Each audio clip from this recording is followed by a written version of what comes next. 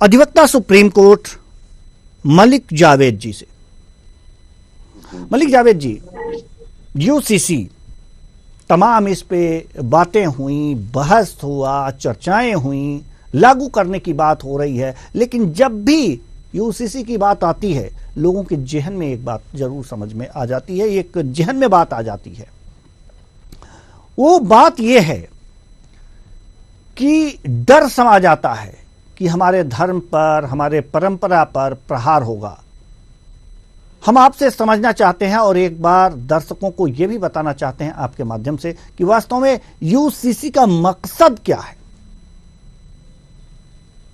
जी, मेरी आवाज मिल रही है? जी बिल्कुल बिल्कुल बिल्कुल बिल्कुल। देखिए, इसको समझने के लिए इतना कॉम्प्लेक्स इशू है कि इसको बिल्कुल आसान भाषा में एकदम से नहीं समझाया जा सकता।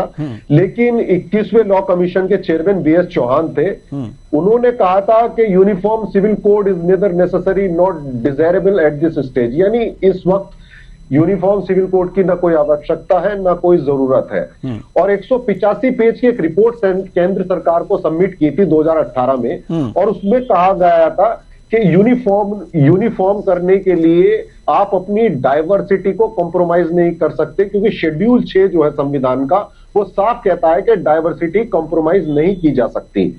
और बहुत सारे सुझाव दिए थे लॉ कमीशन जो 21वां था, चेयरमैन थे उन्होंने। जैसे सुझाव थे कि हिंदू मैरिज एक्ट 1955 में क्या बदलाव होंगे, हिंदू सक्सेशन एक्ट 1956 में क्या बदलाव होंगे, Hindu minority and guardianship act 1956 में क्या बदलाव होंगे, Hindu adoption and maintenance act 1956 में क्या बदलाव होंगे। और यह भी कहा था कि अडल्ट्री जो है वो ग्राउंड होना चाहिए डिवोर्स का, जो कि हमारे देश में अभी तक नहीं है। लेकिन सवाल यह है कि आपने बहुत अच्छा वर्ड बोला कि एक देश है एक कानून क्यों नहीं हो सकता। हम तो ये मांग कर रहे थे कि जीएसटी पूरे देश में एक कर दो, 4 स्लैब है। नोट पे हमारी जो भारत की करेंसी है उस पे 15 भाषाएं लिखी है, तो क्या इसको भी एक करोगे? और आपने अपनी रिपोर्ट में एक बात और कही कि उत्तराखंड अपना यूसीसी लाने वाला है या उस पर काम कर रहा है। लेकिन जब एक देश एक कानून की बात हो रही है तो उत्तराखंड कैसे काम कर रहा है, मेरे तो ये समझ में नहीं आ रहा।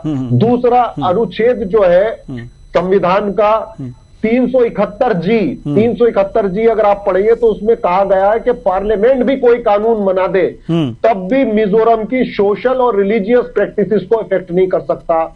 और संविधान का अनुच्छेद 371 ये कहता है नागालैंड की जितनी भी सोशल है, मैरिज है, डिवोर्स है, उसको आप छेड़छाड़ नहीं कर सकते, जबकि पार्लियामेंट भी कानून है तब भी आप छेड़छाड़ नहीं कर सकते।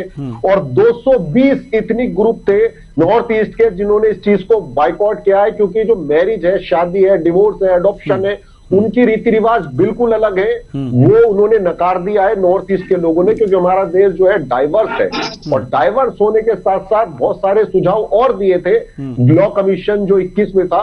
फॉर एग्जाम्पल कि अभी आईपीसी और सीआरपीसी भी पूरे देश में एक तरीके से लागू नहीं है। नॉर्थ ईस्ट है जिसमें ट्राइबल बेल्ट है, उसमें भी आईपीसी सीआरपीसी नहीं लगता है, तो पहले इसको एक करने की जरूरत है। और एक बात और कही थी कि चाइल्ड प्रोहिबिशन मैरिज एक्ट 2006 में और उसकी अलाइड लॉज में बदलाव करने पड़ेंगे। क्या केंद्र सरकार तैयार है इसमें बदलाव करने के लिए? हिंदू सक्सेशन एक्ट की धारा 15 को भी बदलना पड़ेगा। और सेक्शन 6 जो है हिंदू सक्सेशन एक्ट को, उसको भी बदलना पड़ेगा। और सेक्शन 213 जो है हिंदू सक्सेशन एक्ट 1925 को, उसको डिलीट करना पड़ेगा। तो बहुत सारी प्रॉब्लम्स है। और अगर आपके अनुसार या आपके पास जो खबर मिली है कि सरकार लाने के मूड में है, तो सरकार का तो हमने ये रुख देखा है कि सरकार ने जिस तरीके से कानून बनाए हैं वो संविधान को दरकिनार रख के बनाए हैं, और उसकी बार बार सरकार को नीचा देखना पड़ता है। चाहे किसान के कानून हो, अभी ड्राइवर के खिलाफ कानून बना दिया था, फिर उन्होंने कहा कि हम लागू नहीं करेंगे। तो ये देश का एक बहुत महत्वपूर्ण कानून है। अगर आप लाना चाहते हो तो जब तक आप विपक्ष को और जो इससे रिलेटेड धर्म गुरुज हैं, हर धर्म के कस्टम वाले हैं, इतने ग्रुप है, उनसे चर्चा करके एक मसौदा तैयार करोगे तो बहुत सारी चीजें हम बदलाव ला सकते हैं, अपने देश को आगे बढ़ा सकते हैं। लेकिन अगर आप अपनी सोच थोप दोगे तो वो देश के लिए खतरनाक है। और मैं एक लाइन और लूंगा आपसे, जो बीएस चौहान जी ने कही थी वो बहुत कायदे की बात है। उन्होंने कहा था, मैं कोट कर रहा हूं उनकी बात, जो चेयरमैन थे लॉ कमीशन के, कि cultural diversity can not be compromise to the extent that our urge for uniformity itself become the reason for the threat to the territorial integrity of India.